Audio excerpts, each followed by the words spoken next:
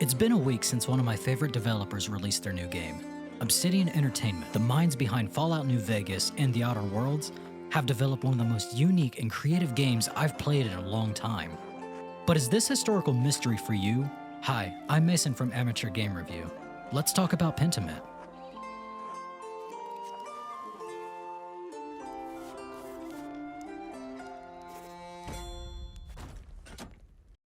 I'll start off with this. Pentiment is not for everyone. It's a very unique game that will appeal to a niche audience, but there is so much love and so much thought that went into making this game that I think everyone can appreciate it.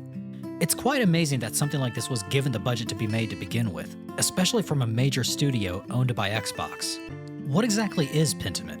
It's part visual novel, part action adventure, part mystery detective, with some RPG elements thrown in. Surprisingly, this works. If you took the game at face value, you'd be surprised at how well put together and educational, oddly enough, Pentiment truly is.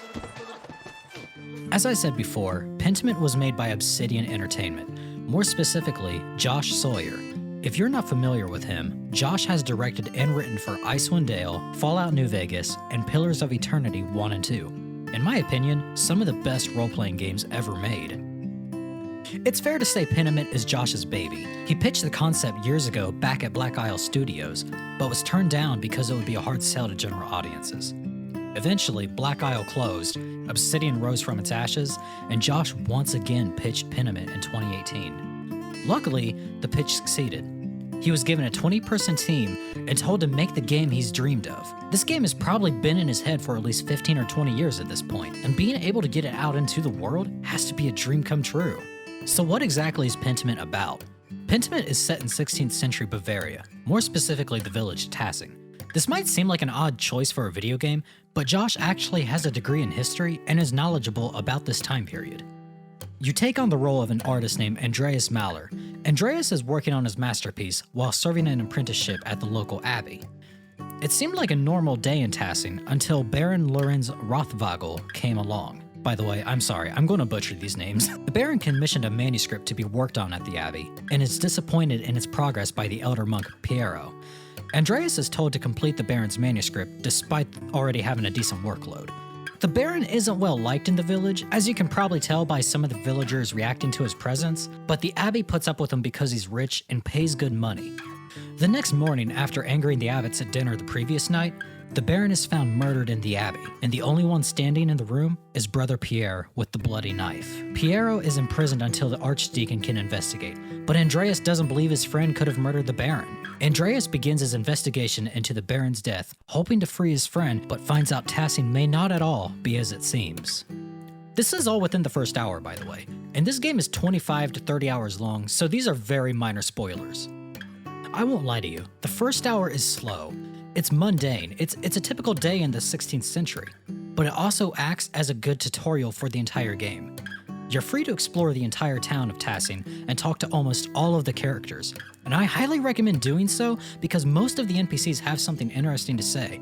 Whether it's rumors and gossip or stories of Tassing before their church came about, you'll learn something that may prove useful later on.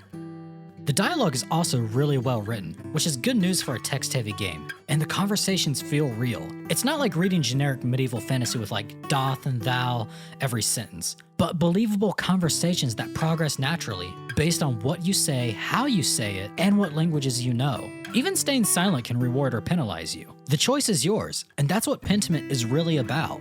The choices in Pentiment carry weight, no matter how big or small. They can mean life or death for those you convict in your investigations, but will also affect Tassing in many different ways. You can simply promise everyone you'll visit them for dinner. I made that mistake within my first 30 minutes. Or cause a nun or monk to be kicked out of the abbey. Those are just two possibilities. Even choosing your background and skills will determine what you can do. For example, if you choose the medicine skill, you'll learn more during autopsies, but you might lose out on knowing what that bloody note said because you took French instead of Latin. There's so much depth to the quest lines, and so many variables to consider, it's impossible to know who for sure committed the murders. Even when your skills aren't locking you out of conclusive evidence, the clock can. You only have a few days before the Archdeacon arrives and does his own investigation. It's similar to the Persona games. You can only do certain activities and objectives at certain times. You might try following a suspect, which will take up an entire workday, and interrogate a different one over dinner. If you waste time spinning wool with the ladies or hooking up with a partner, the wrong person could be hanged. But it's not just about the murder, but it's about how you can affect an entire village over time. Pentiment forces you to use your brain, and not many games do that. Pentiment is designed to look like a medieval manuscript. It's a unique look, but it fits the setting well. And it even explores other styles at times to represent different cultures. The menus are also made to represent the story it's telling. The quests are simply journal entries, similar to Morrowind, but modern and easier to track. My only complaint is I wish you could view evidence, like the drawing Andreas did during the first autopsy, or a copy of the notes left behind. The developers knew you need help keeping track of who's who, because there's a lot of people with religious titles and it can get confusing. So whenever a name or a place is highlighted, the game will give a description at the press of a button. This even works for historical places and people, so you're getting a history lesson along with the game. Overall, I think Pentiment is more than a murder mystery. It's about how life was in the medieval period, and how one man's choice or accusations can change an entire village for better or worse. Pentiment is one of my favorite games that I've played this year. I've been following it since it was leaked about a year ago, and it's been exciting to finally play it. I highly recommend it, but I understand it's not going to be for everyone. I at least want you to give it a download and try. If it's not for you, that's cool. There's plenty of other games out there to play. Thank you so much for watching. If you enjoyed this video and want to see more, give us a like and subscribe. We're just a bunch of friends who enjoy talking about games, and if you want to talk about Pentiment or want us to play something, leave us a comment. Hell, we can even just talk about games if you want. Thanks again, everyone. I'll see you next time.